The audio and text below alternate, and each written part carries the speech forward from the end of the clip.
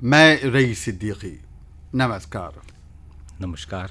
आपने शौर्य स्मारक का नाम ज़रूर सुना होगा, अगर देखा नहीं है तो। भाई मैं तो अरेरा हिल की तरफ से कई बार गुजरा और बहुत ही वैभवपूर्ण शानदार शौर्य स्मारक को देखा।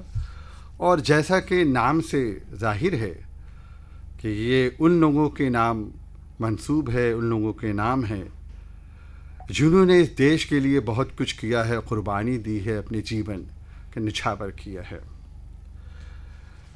इसका संबंध स्वराज संस्थान से भी है, क्योंकि अक्सर जब हम कार्यक्रम के बारे में रिपोर्ट्स पढ़ते हैं, देखते हैं, तो आयोजन होता है स्वराज संस्थान की ओर से। अब प्रश्न ये उठता है कि स्वराज संस्थान है क्या, ये किस तरह के प्रोग्रामों का आयोजन करता है, इसका उद्देश्य क्या है। जाहिर है कि इसके जानने के लिए हमें वहाँ के अधिकारी से बात करनी थी, और आज हमने अपने स्टूडियो में संजय यादव जी को आमंत्रित किया है, जो स्वराज संस्थान के सहायक संचालक हैं। सबसे पहले तो संजय यादव जी, हम ये जानना चाहेंगे कि स्वराज संस्थान किस विभाग के अंतर्गत आता है, किस डिपार्टमेंट के अंतर्गत आता है, पहले तो ये जानना चाहेंगे हम। जी नमस्कार। स्वराज संस्थान संचालनालय मध्य प्रदेश शासन संस्कृति विभाग के अंतर्गत आता है।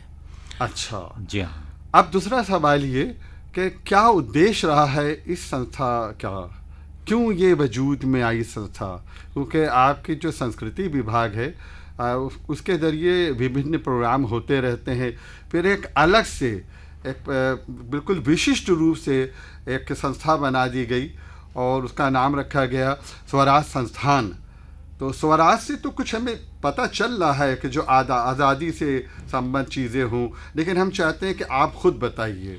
जी हाँ, स्वराज संस्थान संचालनालय जो बना है मध्य प्रदेश में, उसका मुख्य उद्देश्य स्वाधीनता संग्राम से लेकर स्वराज तक के बीच की जो गतिविधियाँ रही हैं उनके संचालन को लेके उन सभी माध्यमों से, विविध माध्यमों से, जिसमें चाहें तो नाटक हो या फिल्में हों या देशभक्ति पर केंद्रित अलग अलग गीतों का संकलन हो, ये सब क्षेत्रों में काम स्वराज संस्थान संचालनालय करता रहा है।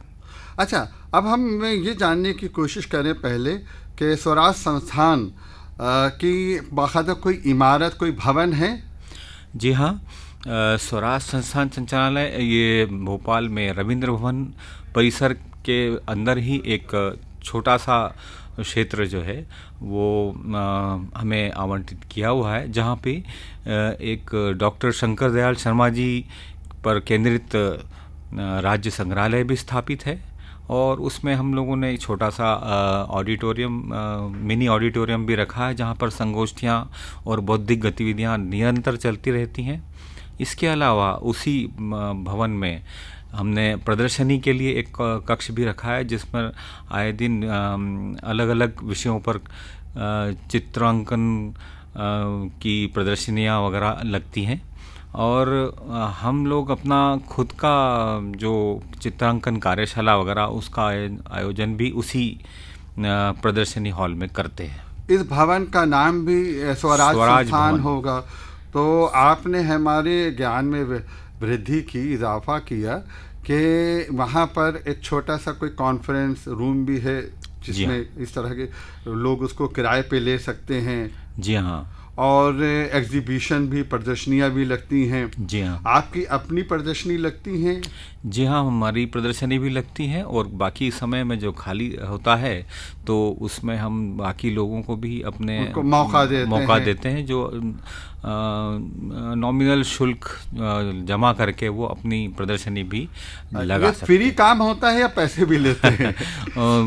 तो बहुत ही कम पैसे में हम उसको करते हैं, क्योंकि ये प्रमोशनल एक्टिविटी के अंतर्गत ही हॉल देते हैं, प्रदर्शनी का हॉल जो है वो भी। अच्छा, वर्कशॉप का भी जिक्र किया आपने, कार्यशाला, तो कार्यशाला में किस तरह से क्या चीज़ें सिखाई जाती हैं? चित्रांकन कार्यशाला में हम अलग अलग चित्रकारों को, देश के और प्रदेश के चित्रकारों को बुला के, और उन्हें हम जो फ्रीडम फाइटर्स के चित्रों को, उनकी ऐतिहासिक जानकारी को उनको देते हैं, और उस पर बेस्ड थीमेटिक पेंटिंग्स या फिर पोर्ट्रेट्स वो चित्रांकित करवाते हैं। अच्छा, स्वराज संस्थान भवन में एक आपने बताया संग्रहालय भी है, जो हमारे पूर्व राष्ट्रपति डॉक्टर शंकर दयाल शर्मा के नाम से जो है उसको, उसमें किस तरह की चीज़ें रखी हैं, कितनी रखी हैं, और वो आम जनता जाहिर है देख सकती होगी, उसका कोई समय भी होगा? जी हाँ, संग्रहालय हमारा 11 बजे से लेकर शाम को 5:30 बजे तक खुला रहता है प्रतिदिन, और शासकीय अवकाशों के दिन बंद होता है। और उसमें जो है शंकर दयाल शर्मा जी के राष्ट्रपति के पद के दौरान उन्होंने विभिन्न देशों से जो उनको उपहार और भेंट स्वरूप प्रदान किए गए थे, वो सब उन्होंने हमें सौंप दिए हैं, और उनको हमने करीने से वहाँ पर सजाया हुआ है। और उसमें विभिन्न देशों से उनको जो प्रतीक चिन्ह और इत्यादि भेंट किए हैं, वो वहाँ पर प्रदर्शित हैं। और उसके अलावा वहाँ पे राष्ट्रपति भवन में जो उनकी व्यक्तिगत पर्सनल लाइब्रेरी थी विभिन्न विषयों की, उसमें लगभग 30,000 किताबें होंगी, जो वहाँ पर हमने संग्रहित करके और संदर्भ वाचनालय के रूप में हमने उसको मेंटेन किया हुआ है। मतलब अच्छा खासा बड़ा संग्रहालय है, देखने लायक है। जी हाँ। आपका यानी स्वराज संस्थान का संबंध शौर्य स्मारक से भी है, वहाँ जो गतिविधियाँ होती हैं उसका संबंध कुछ आपसे है, यानी स्वराज संस्थान से है? जी हाँ, जब शौर्य स्मारक की पूरा भवन की परिकल्पना पूरी हो गई, तो उसके बेसमेंट में एक काफ़ी बड़ा सा एक हॉल रिक्त पड़ा हुआ था। तो उसमें क्या करना है, उसको लेकर काफ़ी विचार मंथन किया गया, और वो हमें सौंपा गया कि इस पर उसके विषय को लेकर उस हॉल को डेवलप किया जाए और संग्रहालय के रूप में।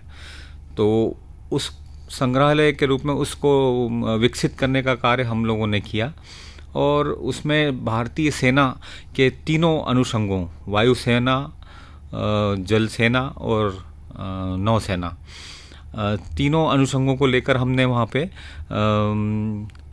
डायरोमास और उनके सेना प्रमुखों के पोर्ट्रेट्स और एक संक्षिप्त सी एक जानकारी जो कि आम आदमी जानने के लिए उत्सुक होता है, उसको हमने करीने से वहाँ पे सजाया है। अच्छा, वहाँ पर अक्सर फिल्में दिखाई जाती हैं, शौर्य स्मारक में अक्सर फिल्में दिखाई जाती हैं, इसकी व्यवस्था कौन करता है? फिल्मों का संकलन और संग्रहण भी हम लोगों ने ही किया है। स्वराज संस्थान संचालनालय ने ही इन फिल्मों का कलेक्शन किया है। अलग अलग उससे सेना के मुख्यालय से भी हमने कई फिल्में प्राप्त की हैं, और फिल्म्स डिवीज़न के माध्यम से भी हमने लगभग 150 फिल्में अब तक हम संग्रहित कर चुके हैं, और वहाँ पे दिखाई भी जा चुकी हैं। शौर्य स्मारक का मतलब सिर्फ ये कि शौर्य गाथाएं वहाँ पे प्रदर्शित की जाएं, ये है, या उसका कुछ और भी मकसद है, कोई उद्देश्य है? जरा हम इसके बारे में विस्तार से जानना चाहेंगे। शौर्य स्मारक में शौर्य गाथाएं के अंतर्गत हम लोगों ने एक चित्रांकन कार्यशाला लगाई थी। पूरे देश के लगभग 20 कलाकारों को हमने भोपाल आमंत्रित किया था, और उनको परमवीर चक्र और महावीर चक्र से सम्मानित जो सेना के हमारे रणबांकुर हैं, उनकी जानकारी दी थी, और उन्होंने जो शौर्य जिस क्षेत्र में उनको सम्मान मिला था उसकी कल्पना करते हुए थीमेटिक शौर्य गाथाएं तैयार की हैं, वो हमने वहाँ पर लगाई हैं। अच्छा, अब स्वराज संस्थान के ज़रिए ये बात तो हम समझ गए कि आपने इस बात की कोशिश की है, इस संस्था ने, संजय यादव जी, इस बात की कोशिश की है कि जिन लोगों ने आज़ादी हासिल करने के लिए जानें कुर्बान की हैं, अपना जीवन निछावर किया है, अपना सब कुछ जो है वो दांव पे लगा दिया, और आज हम इस आज़ाद देश में बैठे हुए हैं, उनको याद करते हैं हम, याद करने के और क्या क्या तरीक़े हैं? देखा जाए तो अगर पूरे देश में अमूमन 15 अगस्त और 26 जनवरी इन्हीं दिनों में लोग जो है इन स्वाधीनता संग्राम सेनानियों को और इन्हें याद करने का प्रयास करते हैं। बल्कि जो मध्य प्रदेश शासन की ये एक अनूठी पहल है कि यहाँ रोज़ प्रतिदिन जो है हम जिनकी भी जयंती होती है, जिनकी भी पुण्यतिथि होती है, उनको हम याद करते हैं। वो हम हमारा एक छोटा सा कम्युनिटी रेडियो केंद्र है, रेडियो आज़ाद हिंद। रेडियो आज़ाद हिंद, जी हाँ, ये स्वराज संस्थान के अंतर्गत आता है। जी हाँ, ये भी स्वराज संस्थान के अंतर्गत आता है, जहाँ हम सुबह 7 बजे से लेकर रात को 10 बजे तक प्रतिदिन कार्यक्रमों का प्रसारण करते हैं, जिसमें स्वतंत्रता संग्राम सेनानियों पर केंद्रित, उनकी जयंतियों पर केंद्रित कार्यक्रमों को उनकी बहुत संक्षिप्त में लोगों तक पहुंचाने का प्रयास किया जाता है। कुछ पुस्तकें वगैरह भी छपती हैं? जी हाँ, ऐसे लोगों के बारे में जिनसे प्रेरणा मिल सके और हम जान सके कि जिन लोगों ने कुर्बानी दी है देश को आज़ाद कराने में। जी हाँ, स्वाधीनता संग्राम पर केंद्रित कोई 70 प्रकाशन हम अब तक कर चुके हैं, जिसमें अनुसूचित जाति जनजाति पर केंद्रित प्रकाशन भी शामिल हैं।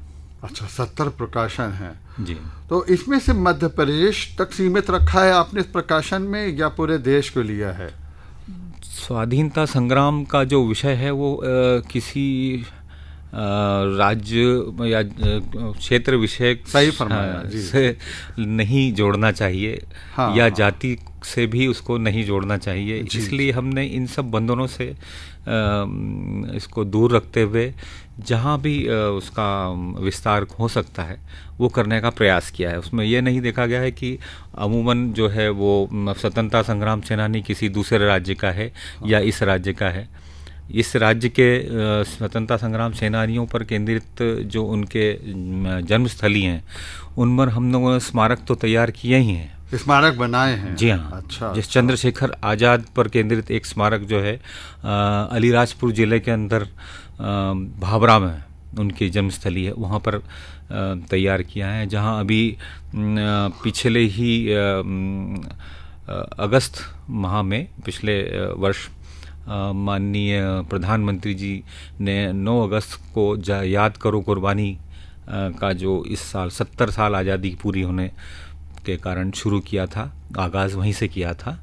और उसी कार्यक्रम के साथ साथ ये पूरे देश में स्वतंत्रता संग्राम पर केंद्रित कार्यक्रमों की पूरे वर्ष भर शुरुआत हुई। संजय यादव जी, इसमें दो राय नहीं कि मध्य प्रदेश प्रशासन का ये बिल्कुल अनुपम कर्म है कि इस तरह की संस्था के जरिए लोगों के अंदर देशभक्ति को याद दिलाना जी, कि हमारे बुज़ुर्गों ने, हमारे बड़ों ने, हमारे पूर्वजों ने क्या किया है, ये बड़ा अहम काम है। आपने रेडियो का भी जिक्र किया, तो जाहिर है कि ये कम्युनिटी सेंटर जैसा होगा, यानी रेडियो आज़ाद हिंद का जो जिक्र किया है कम्युनिटी रेडियो जैसा होगा। जी हाँ, कम्युनिटी रेडियो है। तो इसमें ख़ास बातें क्या होती हैं? सिर्फ गीत पेश करते रहते हैं जो आज़ादी से संबंध रखते हैं गीत? जी, इस रेडियो केंद्र को शुरू करने की परिकल्पना हमें आकाशवाणी पर हमारा एक वर्ष 2006 से एक कार्यक्रम शुरू किया था हम लोगों ने, वतन का राग, जो आप ही के माध्यम से, आप ही लोगों की प्रेरणा से शुरू हुआ। और उस कार्यक्रम में जो हमने धीरे धीरे करके 1857 से लेकर 1947 के बीच जो कविताएं प्रचलित रहीं, उन कविताओं को संगीतबद्ध करके और उनको हमने प्रसारित करना शुरू किया था। और कमेंट्री के साथ विषय वस्तु का उल्लेख करते हुए ये कार्यक्रम जब शुरू हुआ तो काफ़ी संकलन हो गया। फिर धीरे से जब हमारा इतना संकलन हो गया कि हमें लगने लगा कि ये सिर्फ आधे घंटे का जो वतन का राग कार्यक्रम हम आकाशवाणी के माध्यम से लोगों तक पहुंचा रहे हैं, वो समय पर्याप्त नहीं है। तो फिर इस दिशा में काम शुरू किया कि खुद ही का एक संस्कृति विभाग के अंतर्गत रेडियो स्टेशन ही खोल लिया जाए। तो फिर ये कम्युनिटी रेडियो में अप्लाई करके, और विशेष रूप से इसके लिए लाइसेंस हमें मिला है एजुकेशनल। तो हमें ये समझना चाहिए कि विभिन्न माध्यम जी आपने अपनाए हैं, चाहे रेडियो हो, चाहे कार्यशाला हो, चाहे पेंटिंग्स हो, चाहे नाटक हो, चाहे प्रकाशन हो, जी हाँ, हर तरह से।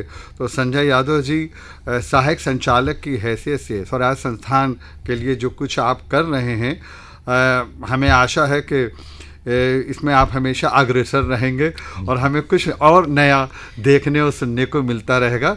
आप यहाँ पधारे, यहाँ तशरीफ़ लाए, बहुत बहुत शुक्रिया। धन्यवाद।